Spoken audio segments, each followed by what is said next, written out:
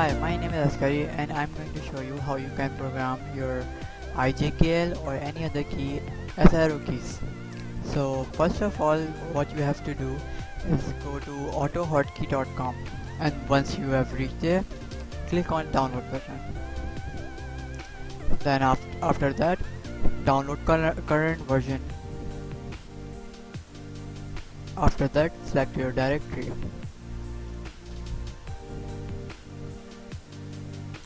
And download.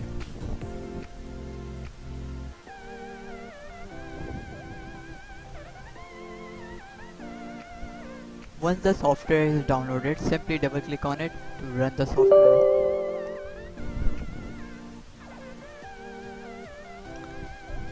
Use Express installation. Once the setup is completed, click on exit. After that, go to your desktop and right click, go to new and create a autohotkey script. You should name it my script or anything.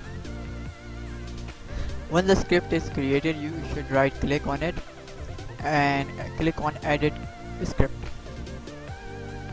and simply remove all the content here. And after that, then paste this code which I have in the description. After that, you should save it and you are good to go. You can test it. Currently my CapsLock and IJKL are not working because I haven't run the script. For that, simply double click on the script to run it.